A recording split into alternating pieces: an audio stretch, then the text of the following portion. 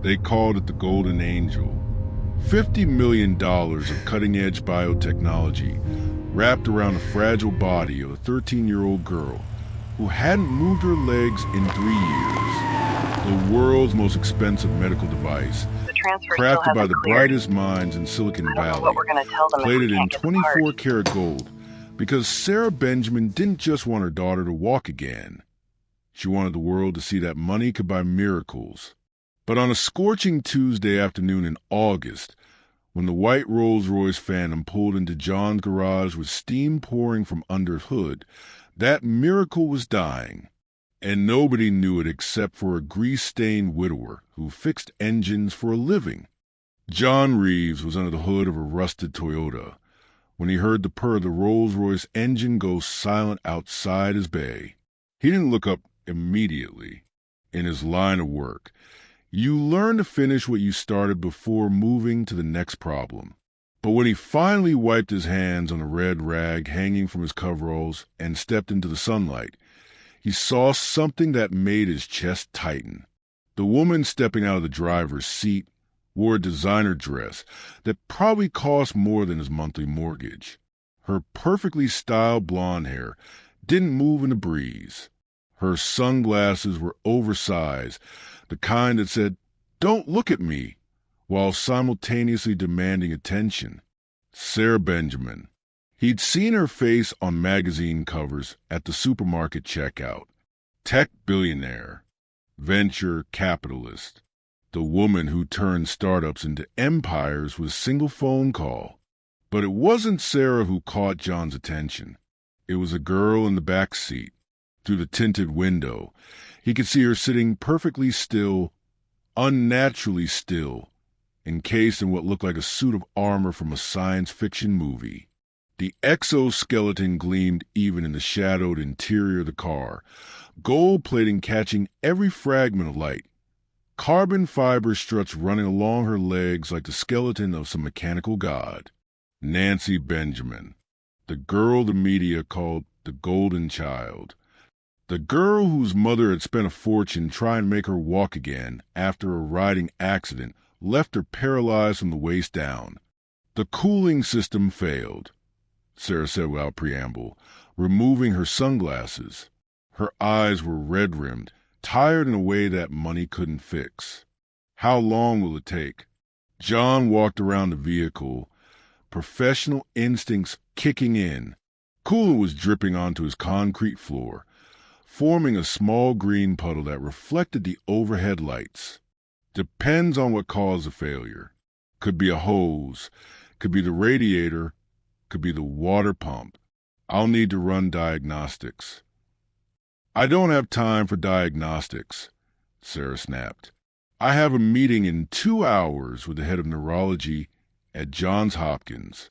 We're discussing experimental nerve regeneration therapy. I need this car running in 30 minutes. John straightened, meeting her eyes with the calm patience of a man who'd dealt with demanding customers before. Ma'am, I can slap a patch on it, and you might make it 20 miles before the engine seizes. Or I can do it right, and you'll make it to Johns Hopkins and back. Your choice. Something in his tone must have gotten through, because Sarah's shoulders sagged slightly. Fine, do it right, but please be quick. As John lifted the hood and began his assessment, he became aware of another presence.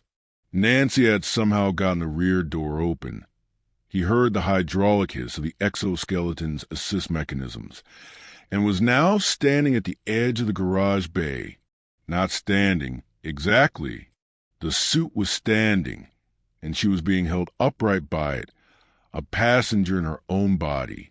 The motorized joints hummed softly with each micro-adjustment needed to keep her balanced. Mom never lets me watch, Nancy said softly.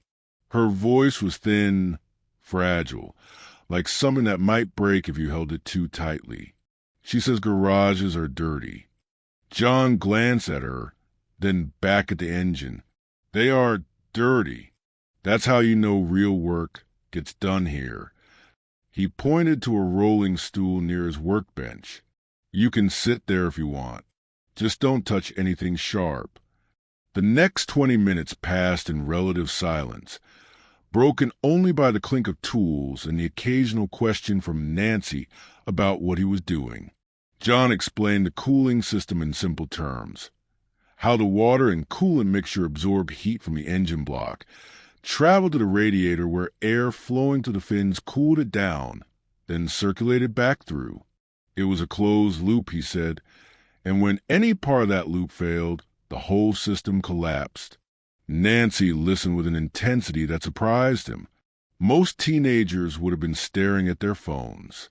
It was when he needed to check the interior vents to ensure the cabin heating system wasn't compromised that John saw it.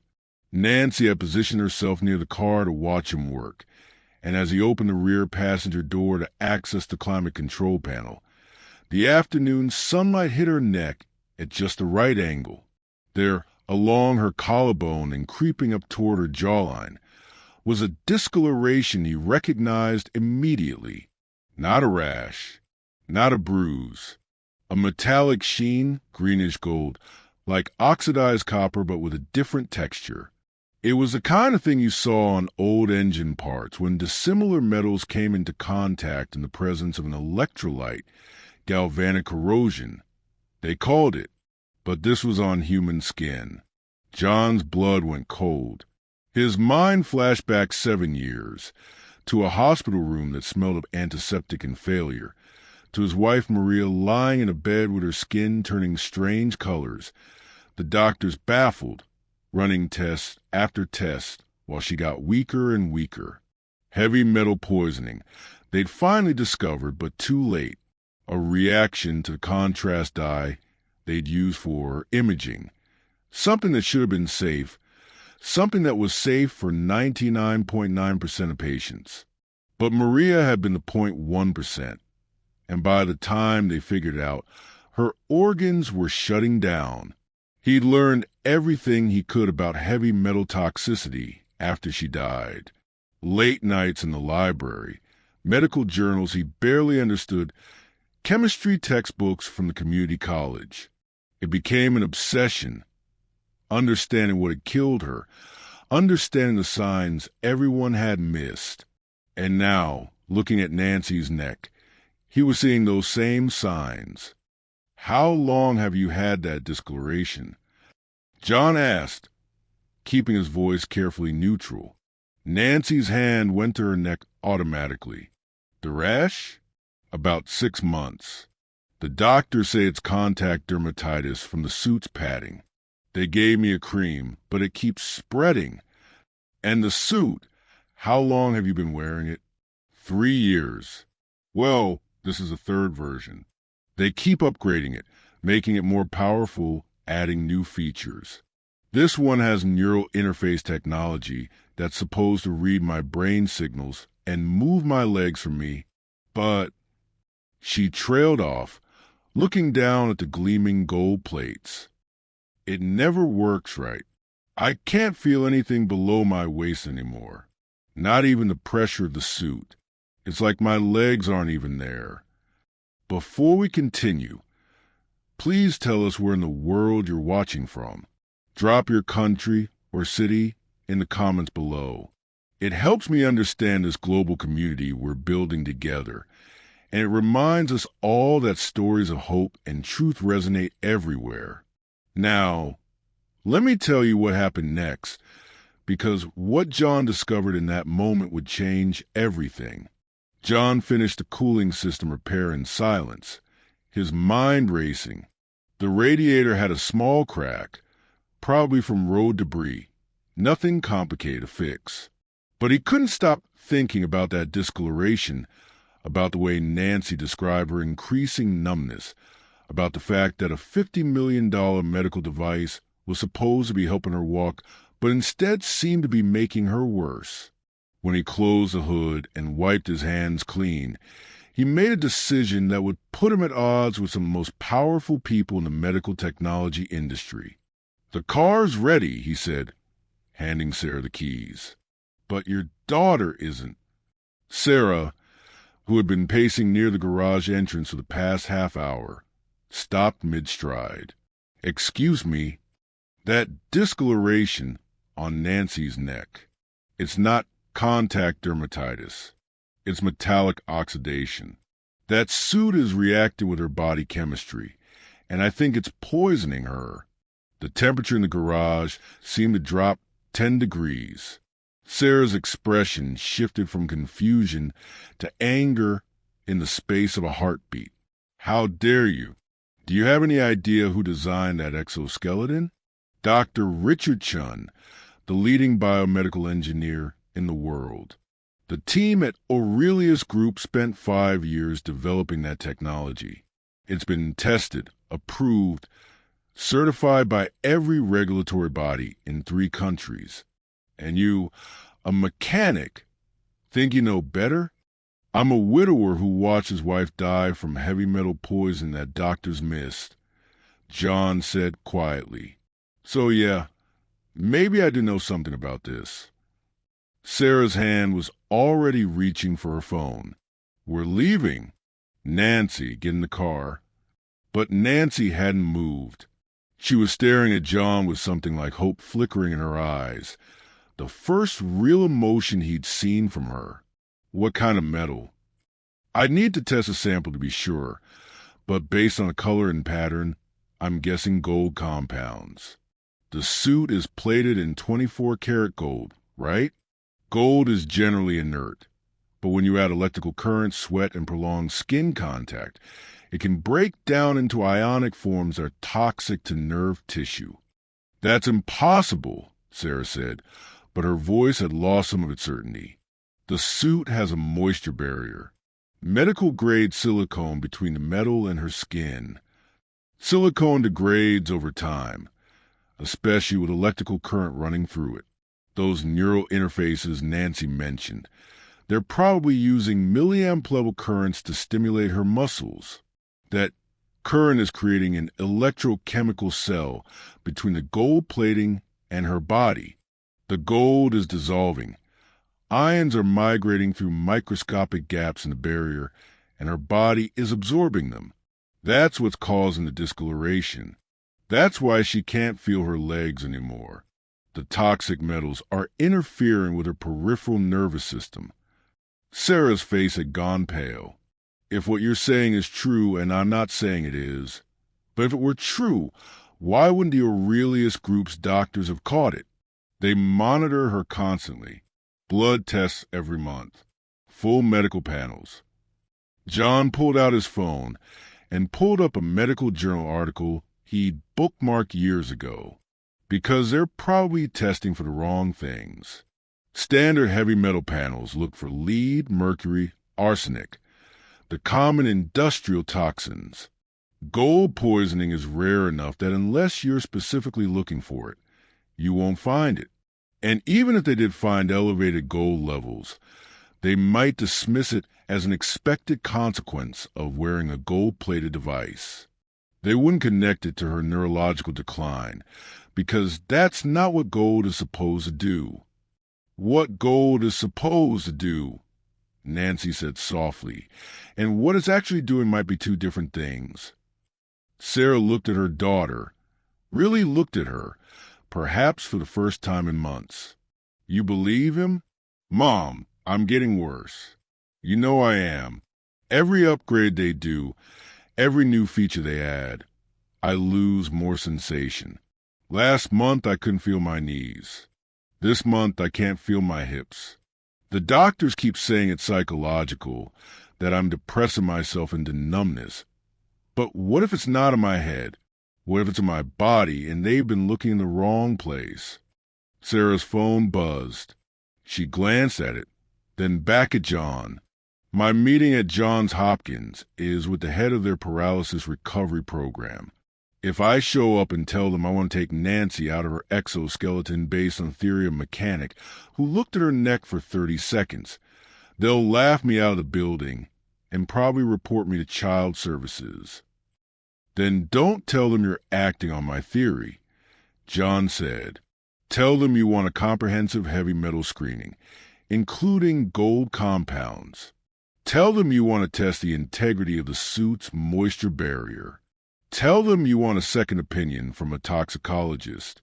You've got billions of dollars in connections in every major medical institution in the country. Use them.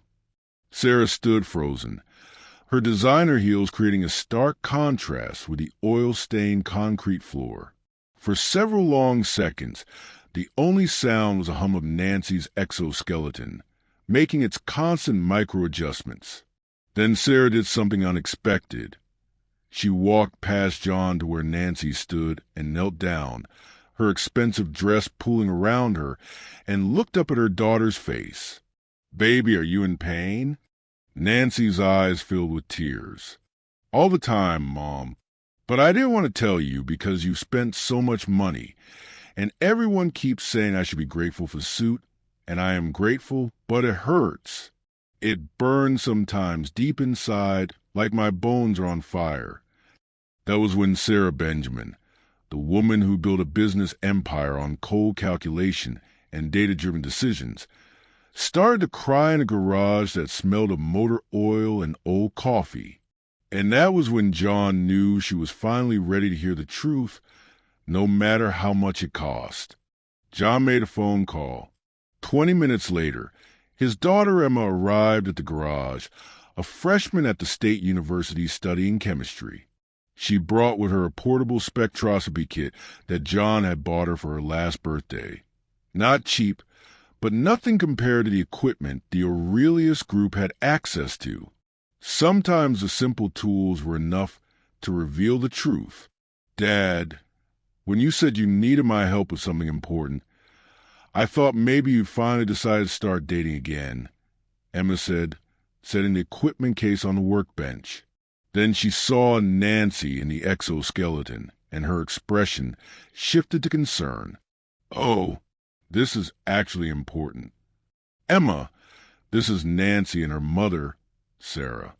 "Nancy, Sarah, this is my daughter Emma.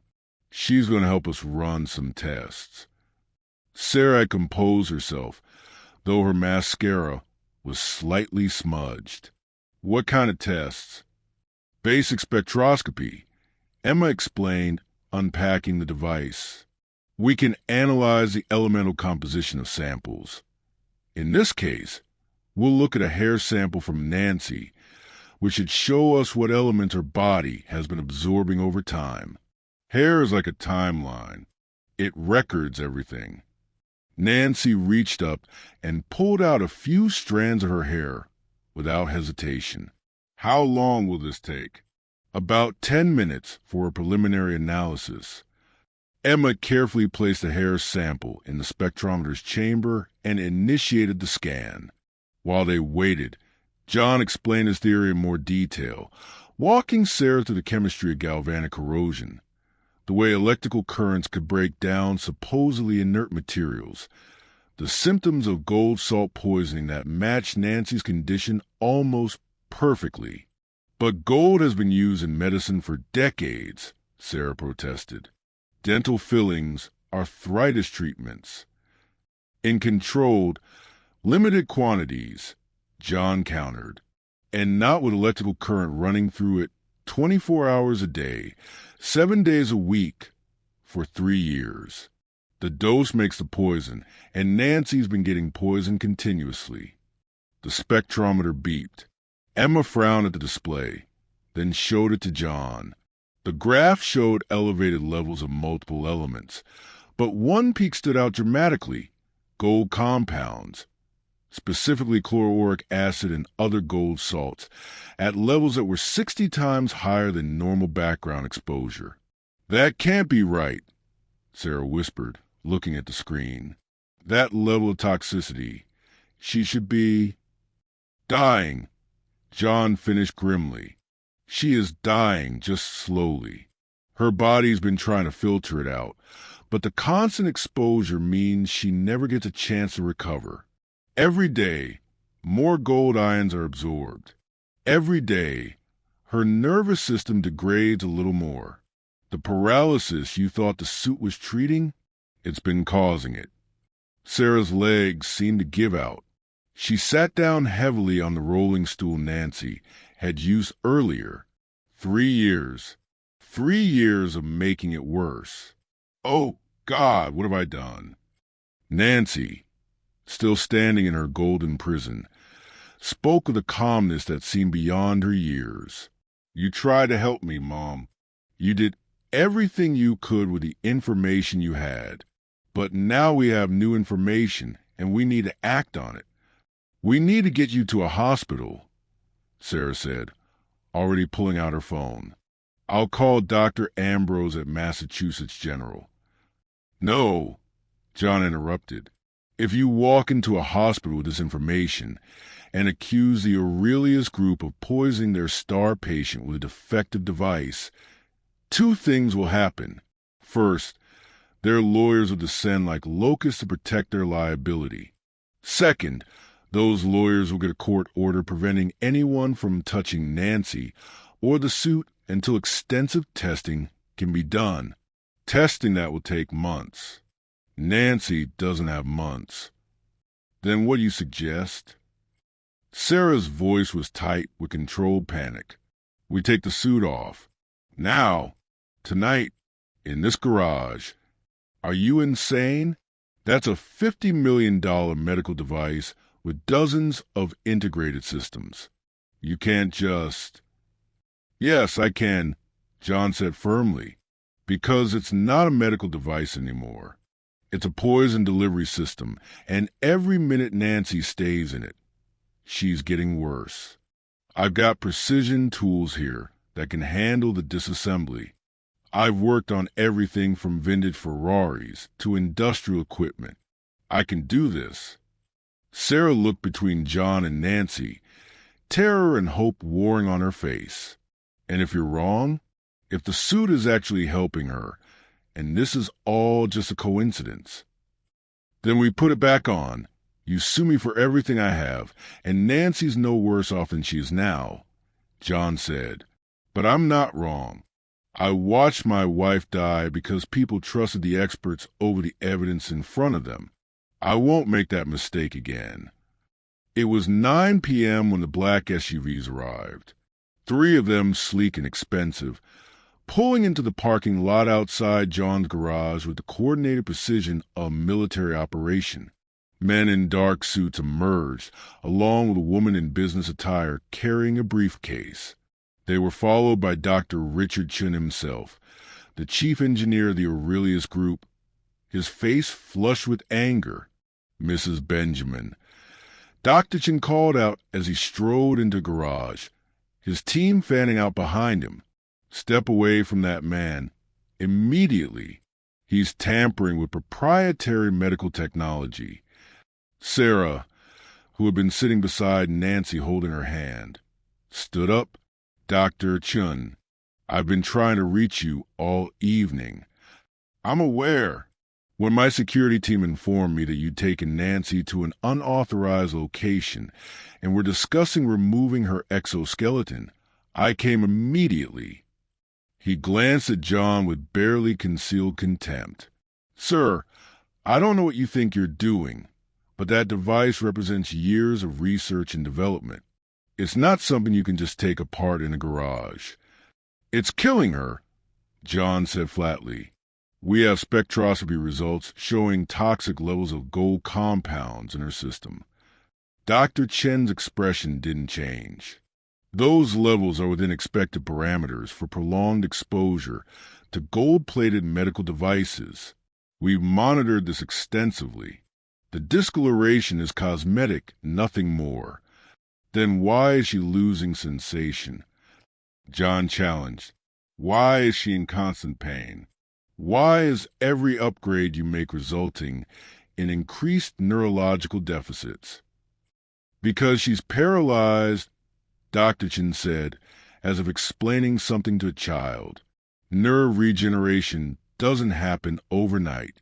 The exoskeleton is the only thing allowing her to maintain an upright posture and prevent muscle atrophy. Without it, she'd be in a wheelchair, completely helpless. Without it, she'd be able to feel her own body again. John shot back.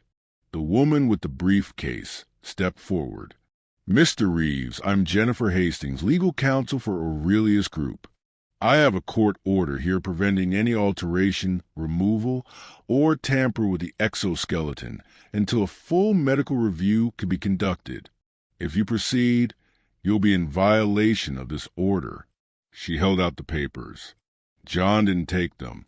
"Sarah," John said quietly, "this is your decision, but you need to make it now, because in about 30 seconds, these people are going to either take Nancy with them or call the police and have me arrested. Once that happens, the chance to help her tonight is gone. If you are listening right now, help me prove something wrong. My mother said I would not even reach 300 subscribers, but I believe stories like this deserve to be heard. Help me show her that these tales matter. Please subscribe to this channel by hitting the subscribe button. You can also turn on the notification bell to be updated when a new video is posted. And let's keep breathing life into stories that were never meant to stay silent. Now let's continue. Sarah Benjamin looked at the court order in Jennifer Hastings' hand, then at the team of corporate representatives who had invaded this garage, then at her daughter sitting on the examination table in her golden prison, and she made a choice that would cost her millions in legal fees, but might save the thing that mattered most. "Get out," she said quietly. Dr. Chin blinked. "Excuse me?" "Get out of this garage. All of you. Nancy is my daughter, not your research project. I don't care about your court order. I don't care about your proprietary technology. I care about her, and I'm authorizing John to remove the exoskeleton. Now get out before I have you removed." "Mrs. Benjamin, you're not thinking clearly," Dr. Chin said. "The emotional stress of your daughter's condition, the emotional stress of watching my daughter die slowly while you collected your research grants and patents." Sarah's voice rose. "I've been thinking clearly for the first time in 3 years. Leave. Now." Jennifer Hastings stepped forward. "If you proceed with this, Aurelius Group will pursue legal action for breach of contract, destruction of company property, and—" "My lawyers are better than yours," Sarah interrupted coldly. "And I have more money to spend on this fight than your entire company is worth. You want to try me? We can start tomorrow morning. But tonight, that suit comes off my daughter." There was a long moment where everyone in the garage seemed to hold their breath. Then Dr. Chin shook his head in disgust. "This is on you, Mrs. Benjamin. When Nancy's condition deteriorates further without the exoskeleton support, remember that you chose to ignore medical expertise in favor of a mechanics conspiracy theory." They left, the SUVs pulling away into the night with the angry rev of expensive engines. Sarah locked the garage door behind them and turned back to John with tears streaming down her face. "Please," she whispered, "please let me be making the right choice." John stepped up to the examination table and met Nancy's eyes. "This is going to take a couple of hours. Some of it might hurt, not from what I'm doing, but as your nerves start to wake up again. If at any point you want me to stop, just say so." "Okay." Nancy nodded. "I trust you." Those 3 words carried more weight than John had felt in years. He pulled on his magnifying goggles and began. The exoskeleton was a masterpiece of engineering. He had to admit, dozens of integrated systems, each one precisely calibrated, all working in harmony to create the illusion of function while delivering a slow poison. He started with the power core, disconnecting the battery systems that fed the neural interfaces. As each connection came free, he saw Nancy flinch. "Burning sensation?" he asked. "No," she said, wonder in her voice. "Tingling, like when your foot falls asleep and starts to wake up. I can feel it." Sarah moved closer, gripping Emma's hand for support. "Is that good?" That's her nerves starting to communicate again without electrical interference, Emma explained. The suit's current was essentially jamming the signals between her brain and body.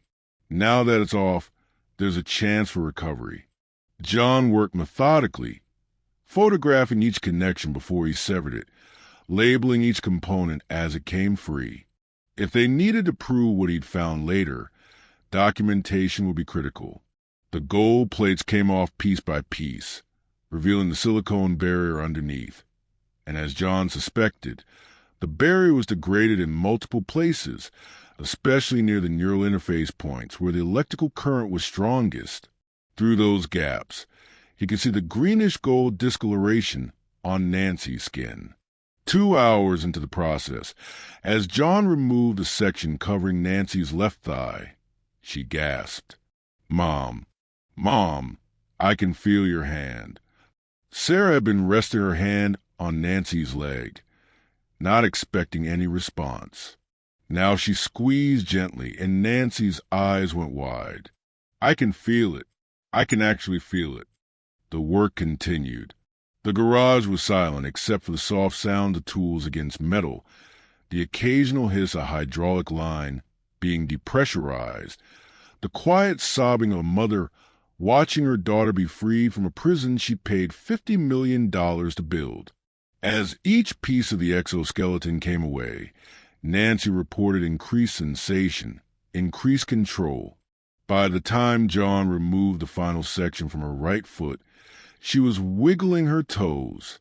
"Look," Nancy whispered, staring down at her own body as if seeing it for the first time.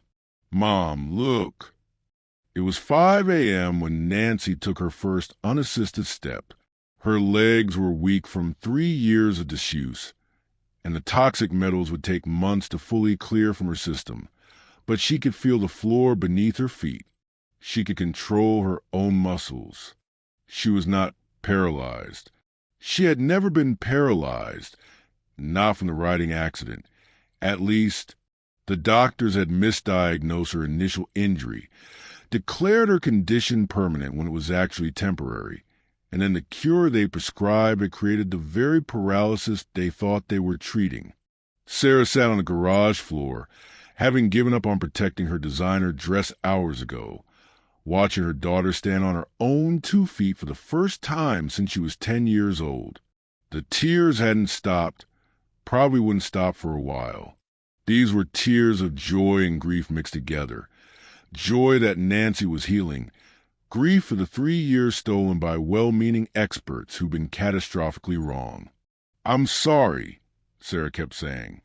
"Baby, I'm so sorry." "You didn't know," Nancy said, her voice stronger now. Nobody knew except John. John packed away his tools, exhausted but satisfied. Emma had left an hour ago to get some sleep before her morning classes, but not before hugging Nancy and welcoming her to the club of people my dad has saved with his crazy hunches. Now it was just the 3 of them in the garage as dawn broke over the city. "What happens now?" Sarah asked. "Legally, medically, all of it?" "Legally, you're about to be in the fight of your life with Aurelius Group," John said honestly. "They'll claim I destroyed their property, that I practiced medicine without a license, that you were negligent. They'll try to bury this." "Let them try," Sarah said, a new hardness in her voice. "I'm going to hire the best toxicologists in the world to document what was done to my daughter. I'm going to hire the best lawyers to make sure Aurelius Group never does this to another child. And I'm going to make sure that the next time someone like you sees something the experts missed, people actually listen." She stood up, walked over to John, and held out her hand. "Thank you for seeing what I was too blind to see. Thank you for being brave enough to speak truth to power. Thank you for giving me my daughter back." John shook her hand. "Thank you for being brave enough to listen. Not everyone would have." "What will you do now?" Nancy asked. "After all this becomes public, after people realize what you did, you're going to be famous. Everyone will want to know your story. John looked around the garage, the modest space where he'd built a life after losing Maria, where he'd raised Emma as a single father, where he'd learned that sometimes the greatest wisdom came not from expensive institutions, but from hard-won experience and the willingness to question authority when something didn't make sense. "I'm going to keep fixing cars," he said. "And maybe, if people want to listen, I'll teach a class or two at the community college about the chemistry of metals, about recognizing toxicity symptoms, about trusting your instincts even when everyone with letters after their name tells you you're wrong. The world doesn't need more experts who are certain they're right. It needs more people who are willing to admit they might be wrong and actually look for the truth." 6 months later, Nancy walked into the courtroom where Aurelia's group was being tried for negligence and fraud. She walked in without assistance, without supports, without any medical device at all. Her testimony, combined with the evidence John had meticulously documented, would lead to one of the largest settlements in medical device history, and the recall of every gold-plated exoskeleton the company had produced. Sarah kept her promise. With her billions and her connections, she established a Center for Holistic Diagnostic Review, a research institution where mechanics and chemists and engineers and doctors worked side by side, where unconventional perspectives were valued, where the wisdom of experience was given equal weight to the authority of credentials. John served on the advisory board, teaching a generation of medical professionals that sometimes the person who sees the truth isn't the one with the most impressive resume. And in that modest garage where it all started, John kept a single gold plate from Nancy's exoskeleton mounted on the wall, polished and gleaming, not as a trophy, but as a reminder that something beautiful and expensive can still be poisonous. A reminder that wealth cannot buy wisdom. A reminder that sometimes the most important truths are discovered not in corporate laboratories or ivory towers, but in the hands of someone who understands that fixing things, whether engines or lives, requires the courage to look beneath the surface and humility to question everything you think you know.